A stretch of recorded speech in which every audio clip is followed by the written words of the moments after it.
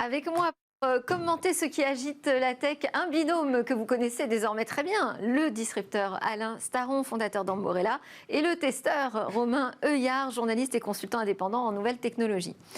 Alors, qu'est-ce qu'on a dans notre viseur cette semaine? Beaucoup de conférences finalement de ces grands acteurs de la tech. On va commencer par Google, Romain. Oui, c'est une rentrée très dense, effectivement. Il y a eu beaucoup de conférences et beaucoup de produits lancés ces derniers temps. Donc beaucoup de travail pour nous. Hein. Ouais. Google ont annoncé leur nouveau smartphone Pixel, les Pixel 6 et 6 Pro. Et là où c'est intéressant, c'est qu'ils font un petit peu du Apple. En fait, pour la première fois, c'est une puce maison qui est embarquée dans ces téléphones-là. Alors, elle n'est pas aussi maison que chez Apple, puisqu'en fait, c'est un assemblage de composants qui peuvent exister dans d'autres marques. Il y a des rumeurs sur le fait que ce soit Samsung en fait, qui ait conçu une bonne partie de la puce. Mais en tout cas, il y a une partie dédiée à l'intelligence artificielle qui est très performante, beaucoup plus qu'autrefois. Et le gros intérêt de ces smartphones-là, c'est que on sait que Google est dans une tourmente autour de la vie privée, etc. Depuis un petit bout de temps. Enfin, c'est un sujet récurrent autour d'eux. Et donc là, ils mettent aussi un fort accent sur la vie privée, donc de nouveau comme Apple. Et grâce en fait à cette puce d'intelligence artificielle, ils peuvent faire beaucoup de traitements sur le téléphone, donc sans envoyer les données. Sans faire sortir les données. Voilà. On parlait de précédentes éditions de Edge Computing, là on est un peu là-dedans.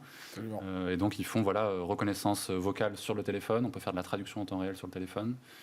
Il y a une fonction que je trouve vraiment absolument géniale, c'est quand vous appelez un service public et que vous avez un serveur vocal qui vous donne tout un menu, qui vous parle pendant des heures avant que vous ayez un humain au téléphone, au lieu d'être combiné à l'oreille, ça s'affiche du coup grâce à cette fonction sur l'écran. Vous avez en fait le serveur vocal est transformé en chat, et quand vous avez différents choix, appuyez sur 1 pour faire ceci, 2, etc., vous appuyez sur l'écran et le téléphone vous prévient quand il y a vraiment quelqu'un au bout du fil. Génial, essentiel, voilà. Je dirais même, c'est vrai, c'est une super idée. Alors, la comparaison avec Apple, c'est vrai aussi du côté de l'OS, puisque finalement, qu'est-ce que c'est un Pixel? C'est un smartphone produit par Google avec un système d'exploitation Google. Donc, on est 100% dans son écosystème. Et là, Android 12, je ne sais pas si vous avez eu l'occasion de le tester. Est-ce que vous pouvez nous en dire moi, je l'ai j'ai un Pixel 4 pour le moment et j'ai testé la bêta tout le long. Là, sur Android 12, ils mettent vachement l'accent sur la nouvelle interface Material You qui s'adapte en fait, les couleurs s'adaptent un petit peu dans toutes les applications. J'ai pas relevé, c'est une mise à jour itérative, j'ai pas relevé spécialement de grosses révolutions sur cet OS. Voilà, ça évolue, ça avance bien. Et on reste en revanche sur des prix un peu plus bas que ceux d'Apple. Hein. Oui, c'est ça, et c'est une grande force. Les smartphones maison Google depuis toujours ont toujours été assez compétitifs. Et là, ce qui est intéressant, c'est que les tarifs restent très raisonnables. 650 € pour le Pixel 6 et 900 € je crois pour le Pixel 6 Pro. Et c'est les tarifs qui sont, pour le niveau de gamme, ils sont montés en gamme par rapport aux précédents modèles. Et pour le niveau de gamme auquel ils sont très compétitifs. Pour vous, c'est comparable avec un iPhone? En termes de performance, oui, et puis j'ai pas parlé de la photo, mais l'appareil photo, ils ont mis, comme d'habitude, un fort accent sur la photo. Côté Android, ils sont dans le top 3 ou le top 5 des meilleurs en photo. Et oui, tout à fait, ouais. Ok. Un mot, Alain, sur les annonces Google? Ouais, c'est un beau sujet de potentiel virage. C'est-à-dire qu'entre autres, tu parlais aussi de Snapchat sur le téléphone. En fait, quand on est Google, on est horizontal. C'est-à-dire qu'on a un Android, on veut que toute la Terre entière fabrique des Android. Bon. Et puis ils se sont dit, on y va nous aussi. Et le problème, c'est que quand vous voulez un truc standard, c'est pas aussi bien que si c'est un truc que pour vous. Et typiquement, Snapchat, vous avez un vrai problème autour de la qualité des photos sorties. Pourquoi? Parce qu'il y a une grande disparité des vrais téléphones et Android ne pouvait pas résoudre tous les problèmes. Donc Google, il sort son Google, c'est lui-même qui fait Android. Son Pixel, dans son Pixel, donc il est capable d'aller un peu plus loin, et puis il met sa puce. Donc effectivement, il commence à faire de l'intégration verticale. Ce qui pose la question de, moi, si je suis Samsung, est-ce que j'achète l'OS d'Android de Google, sachant que le même Google me sort un téléphone concurrent qui peut-être un jour fera mieux que moi parce qu'il a Android. Alors, c'est pas nouveau, ça, cette stratégie chez Google, hein, les 100% Google. Ce qui est peut-être un peu nouveau, c'est effectivement d'aller jusqu'à la puce, mais... Oui, voilà. Et puis, si on compare avec Chromebook, effectivement, mais le sujet est un peu différent, parce que Chromebook, j'achète du cloud, j'achète plutôt qu'acheter un PC, donc il y a un vrai nouveau paradigme. Ici, je reste dans le téléphone, mais je me dis, tiens, je commence à marquer des points forts moi-même, et tant pis pour la concurrence. C'est l'éternel débat entre est-ce que je me mets dans une position où j'offre un service à tout le monde, ou je me mets dans une position où je vends le service concurrent de mes clients. Ça permet de ne pas avoir de surcouche logicielle, de prendre un Google Pixel sur Android et puis d'avoir des smartphones à jour. Pour moi, je trouve que c'est ça l'avantage principal. On continue avec Apple. Donc Apple avait déjà annoncé la partie smartphone. Là, on est plus sur la partie Mac, Romain. Oui, seulement un mois plus tard, il y a une nouvelle conférence. Et à mes yeux, on ne l'attendait pas aussitôt. Non, c'est vrai, c'est venu un petit peu rapidement comme ça. À mes yeux, on a eu droit à l'annonce la plus révolutionnaire d'Apple depuis peut-être l'iPhone. On a eu un avant-goût il y a un an avec les premiers MacBook Air et iMac, etc. à puce Apple, les premiers avec des puces. J'allais dire, la vraie révolution n'est pas si ancienne que ça. C'était l'arrivée des puces. C'était une mise en bouche, je trouve, il y a un an. Et là, on voit vraiment la quintessence de ce qu'Apple est capable de faire. Les MacBook Air et autres, les premières puces Apple M1 il y a un an. C'était vraiment l'efficience énergétique, le rapport performance-consommation qui était très bon. Mais là, on nous montre, avec les nouveaux MacBook Pro et donc les nouvelles puces qu'ils intègrent, M1 Pro et M1 Max, que en fait, Apple a la capacité de concurrencer le marché PC jusqu'au très haut de gamme, en tout cas le marché du PC portable, puisque avec la puce M1 Max, on a des performances qui sont quasi similaires à ce qui se fait de mieux en termes de performance graphique sur des PC de jeux qui sont hyper épais, hyper lourds. Ouais. À des tarifs en plus qui sont relativement compétitifs justement par rapport à ce qu'on trouve côté PC. Parce que là, on a vu donc deux nouveaux MacBook Pro sortir, un 14 et un 16 pouces. C'est ça. En fait, le produit, c'est des MacBook Pro 14 et 16 pouces qui sont vraiment destinés aux pros parce que les performances sont très élevées et les tarifs aussi sont à partir de 2250 €. Et la vraie nouveauté de ces produits-là, c'est leur puce, donc la puce. M1 Pro et Max, qui sont vraiment très performantes. En fait, avec la puce M1 Max, on est quasiment à un niveau de performance de PlayStation 5, donc une console de dernière génération, et de PC portable parmi les plus performants sur le marché. Donc très impressionnant. Ok, très impressionné, Romain. Ça, pour le coup, c'est de l'intégration verticale. C'est-à-dire que comme je maîtrise mon produit fini, je mets dans mon chip ce que je veux. C'est très difficile pour un chip maker, un fabricant de chips, de dire je mets le GPU, le GRU et plein de mémoire et plein de cœur dans la même puce parce qu'est-ce qu'il y aura un marché. Apple a un marché suffisamment grand pour le faire pour lui-même. Effectivement, comme dit Romain, on est au-delà des performances attendues. Donc c'est un changement de paradigme. C'est-à-dire que la carte graphique, Nvidia a des questions à se poser, comme Radeon, comme tous, parce que c'est que la génération 2, comme tu dis, on peut imaginer que ça ne va pas s'arrêter d'évoluer. Au passage, ils sont en techno 5 nano, là où Intel est encore à 10, on en parlait une fois précédente. C'est comme ça qu'on consomme beaucoup moins. Aussi, ouais. Autre annonce chez Apple, c'est des nouveaux AirPods 3. Il y a eu deux autres annonces, des AirPods 3 qui sont en fait des AirPods Pro sans la réduction de bruit, qui sont à 200 €, alors que les AirPods Pro sont en prix public à 280 €. Donc c'est une proposition assez intéressante. C'était assez attendri avec un son spatialisé. Oui, on retrouve les fonctions habituelles.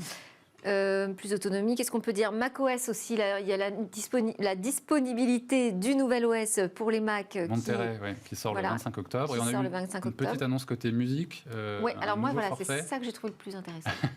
Un nouveau forfait qui s'appelle Apple Music Voice à 5 € par mois, alors que l'autre forfait est à 10 € par mois. Où en fait, on a seulement accès, on peut accéder au catalogue Apple Music seulement par la voix, donc via Siri. Donc on peut demander joue-moi le dernier album de The Weeknd. Ça, personne n'avait vu venir quand même. Non, c'est vrai. C'est une idée assez originale. Oui, tout à fait. Et c'est un produit d'appel, pourquoi pas. Pour des gens qui écoutent de toute façon que des playlists, par exemple, qui vont pas écouter, qui vont pas avoir besoin d'un accès visuel pour choisir tel morceau de tel album, ça peut être intéressant. Ça peut être une découverte aussi, du catalogue d'Apple Music à travers cette offre. Tout à fait. Alain, là, c'est aussi un modèle assez étonnant économiquement, de se dire finalement, tiens, on réinvente Apple Music à travers mon assistant vocal Siri. Oui. Non, en fait, l'interface utilisateur, la UX, l'expérience utilisateur est de plus en plus une partie intégrante du produit. Et c'est un exemple, mais ça ne va pas s'arrêter là. C'est-à-dire que de plus en plus, quand on pense produit, il va falloir penser expérience utilisateur avant même le bénéfice produit. C'est quand même un peu la marque de fabrique d'Apple, ça. Oui. Expérience produit. Oui, mais c'est vrai que ça faisait longtemps qu'on n'avait pas vu ce cas d'usage différent de ce qu'on trouve dans la concurrence. Parce un service qui ne fonctionne qu'à la voix, je n'ai pas d'autres exemples. Et c'est assez amusant qu'Apple le fasse parce que Siri n'est pas le meilleur assistant vocal du marché. Ça, c'est vrai aussi, oui. Alors peut-être qu'il va le faire grandir. Peut-être, oui. Mais alors, ils mettent aussi vachement en avant le côté éditorial, le fait qu'ils préparent des playlists hyper chiadées, etc. Donc, bon, voilà. Oui, d'ailleurs, c'est peut-être aussi une façon de pousser les utilisateurs d'iPhone à utiliser Siri, parce que je ne suis pas sûre que tout le monde l'ait au quotidien activé. Ouais. Bon, alors, Alain Staron, vous, votre semaine était prise par le CES qui va rouvrir ses portes à Las Vegas début janvier. Absolument. Et donc, Gary Shapiro, comme tous les ans, vient à Paris. Il a une affinité pour Paris, la France, l'Amérique. La France, premier pays à avoir reconnu les États-Unis, etc., etc. Donc, il la joue un peu avec les violons. Et donc, ça s'appelle le CES Unveiled Paris. Voilà. Mardi, il faisait au Palais Brognard, CES Unveiled, c'est-à-dire qu'il nous racontait en avant-première, alors pas ce qu'on allait voir, parce qu'il faut quand même qu'on y aille. Oui. Mais en gros, une part des tendances qu'il voit déjà à travers les nouvelles inscriptions, d'autre part, des tendances du marché. Et puis un peu un état des lieux d'où il en est, et puis en invitant des gens comme Cédrico et des gens comme ça. Bon. Un seul mot, en fait, si on voulait résumer le CES qui nous attend en 2022, durabilité, sustainability. Si on regarde, j'ai regardé les nominés français aux awards, 10 sur 16 sont durabilité. Ce qui est intéressant, c'est que... Donc là, ça veut dire que la tech, toute l'industrie technologique et du numérique essaye de s'acheter une bonne conduite. Hein. Alors, il y a d'une part, je m'achète une bonne conduite parce que je suis green, et d'autre part, je fais du green. C'est-à-dire quand je fais un robot qui aide à désherber... je participe. C'est vraiment un truc qui va améliorer l'agriculture. Ah, ouais. Dans les nouvelles tendances, les nouvelles catégories, ils ont ajouté food tech. Donc on avait vu Impossible Pork l'année dernière ou il y a 2 ans. Donc c'est tout ce qui est burger et viande à base de... Sans viande. Végétarienne. Donc c'est devenu une catégorie à part entière. Digital Health est aussi devenu une catégorie. La santé digitale, on en voyait quand même beaucoup. Et ça prend des proportions tellement fortes que maintenant la santé numérique est un vrai sujet. C'est un débat qu'on va avoir nous en France. La santé numérique, c'est surtout pour prévenir. Et on sait très bien qu'en France, comme les soins sont gratuits, prévenir, on s'en moque un peu. C'est un autre débat qui m'anime assez... on s'en moque un peu, je ne sais pas, c'est peut-être un peu extrême comme conclusion. Non, j'ai un ami qui a fermé sa boîte parce qu'il n'avait pas de clients, parce que les gens ne voulaient pas. Donc, Digital Health, Food, Space Tech. Alors voilà. Alors ça, je pense qu'ils surfent un peu sur la mode. Il y a donc toute maintenant une catégorie sur qu'est-ce qu'on peut faire comme business dans l'espace. Je ne connais pas beaucoup de candidats, mais voilà. Donc, il a un vrai sujet autour de ça. Et puis après... Et on a parlé de l'automobile ou pas? Est-ce qu'on va avoir... On a à nouveau la CEO de GM qui va faire la keynote, enfin une keynote. On aura aussi le patron d'Abbott, les tests anti-Covid. Donc, il se met bien dans l'air du temps. Sa thématique sur la mobilité, c'est très la logistique du 21e siècle. Donc les camions autonomes, les machins, des choses pour améliorer un peu tout ce qui est logistique. Donc moins B2C, beaucoup plus pour les flottes d'entreprises. Oui, oui, tout à fait. Oui. Alors néanmoins, on aura tous les stands des grands et on aura y compris le stand de Waymo. Je ne suis pas sûr qu'il était là. De Google. Oui, Waymo, donc c'est des taxis autonomes de Google qui opèrent maintenant dans plein de villes. Ils sont dans plusieurs villes, quoi. Donc voilà. Petit focus sur l'industrie, parce que quand même, qu'est-ce qu'on vit au quotidien. Donc, le gros sujet des composants, parce qu'en fait, s'il n'y a pas de composants, il n'y a pas de produit, il n'y a pas de produit, il n'y a pas de CIS. C'est très simple.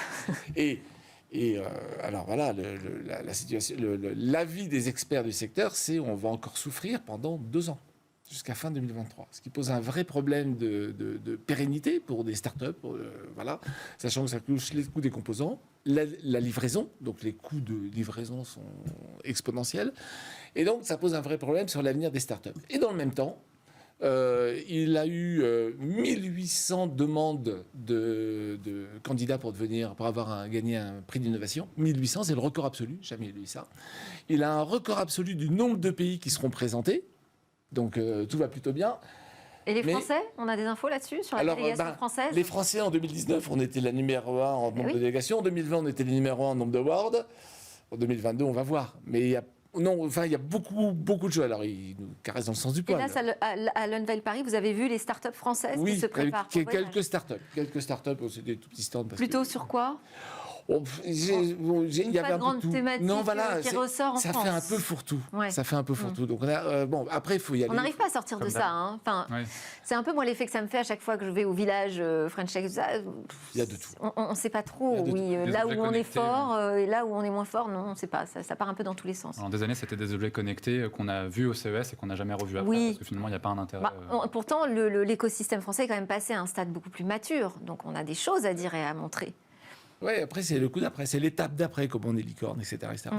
Donc, voilà. Donc, eux, ils cherchent à mettre de l'organisation dans tout ça, hein, d'où sustainability, d'où space, d'où transport, d'où food tech, etc. Digital health, on verra si c'est nourri par le contenu, sachant qu'il a avoué benoîtement que nous sommes fin octobre et il a 1100 réservations de stands.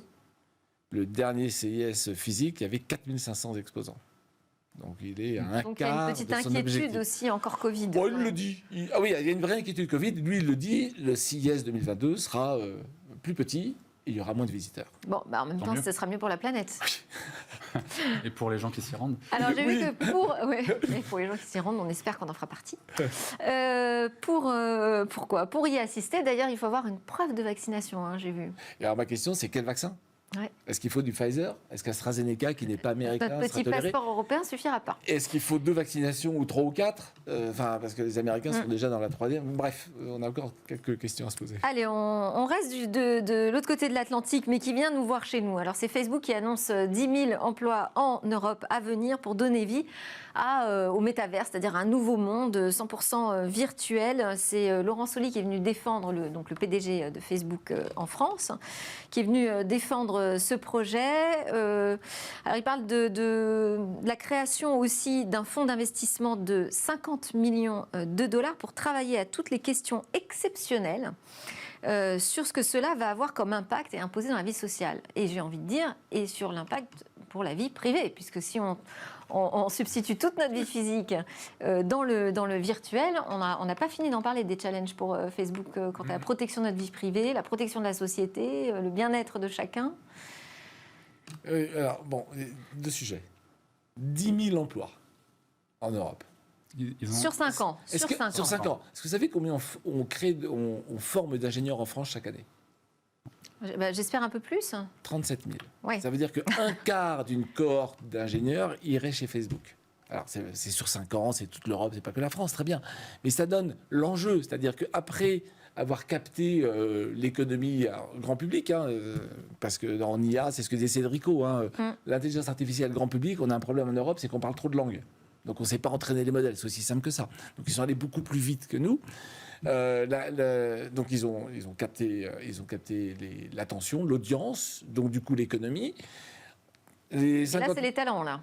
Voilà. Donc les investissements, ça me fait un peu peur quand même, parce qu'ils investissent dans des startups, donc c'est des startups de l'écosystème Facebook. Ouais. C'est pas des startups indépendantes. Et maintenant, c'est les talents. Et si nous, moi, dans ma startup, j'arrive pas à embaucher parce que les gens préfèrent laisser Facebook, ce que je peux comprendre. Avec des salaires qui, à mon avis, seront légèrement plus élevés. Voilà. Le vrai sujet, c'est qu'est-ce qu'on va devenir ? Parce qu'un Français, un ingénieur français ou européen qui travaille pour une boîte américaine, la richesse, elle va où ? Enfin, elle va pas en Europe. Je sais pas où parce que je D'un connais autre pas côté, il y a déjà quand même 10 000 salariés aux États-Unis qui travaillent sur ce métaverse. Mais je dis pas le contraire. Mais alors, donc premier sujet, c'est est-ce que on devient, j'allais dire la Chine. La main d'œuvre. La Chine, on l'appelait le pays tournevis. On va être le pays tournevis cerveau, quoi. Là, je pense qu'il y a quand même une vraie question ils veulent séduire l'Europe, qui va justement réfléchir à la réglementation sur ce nouvel univers qui est un peu particulier. Et je pense il y a aussi toute une tourmente. On sait que Facebook, il y a beaucoup de sujets en ce moment. Je pense qu'ils annoncent ça en Europe justement pour peut-être séduire et essayer d'influencer la future réglementation en la matière. Et si vous ça va avec les capacités de lobbying aussi de montrer que c'est une source d'emploi potentiel pour l'Europe. Donc attention à pas trop nous mettre des bâtons dans les roues. C'est une erreur de perspective. Enfin, c'est pas une source d'emploi, c'est une source d'emploi pour travailler pour des entreprises américaines. Enfin, l'Europe serait folle de considérer ça comme. Alors, effectivement, c'est bien de donner des emplois aux Européens. Je veux pas qu'on ferme tout systématiquement, mais l'ampleur du chiffre pose question. Et Romain, sur le métaverse. Moi, je trouve ça complètement dystopique. Je trouve qu'on fait déjà bien assez de choses. Facebook, c'est déjà bien assez de choses sur nous. Et là, on parlait de vie privée. Il me paraît évident que ce service-là. Alors, il y a quand même une chose à préciser, c'est qu'ils ont l'air de vouloir faire les choses bien et d'en faire un service décentralisé et interopérable. C'est-à-dire que Facebook pourrait gérer une partie. On sait que Epic est sur le coup, Fortnite, etc. Ouais. Mais en termes de vie privée, quand même, à mon avis, ça va rester gratuit. On sait que ça coûte 50 millions de dollars.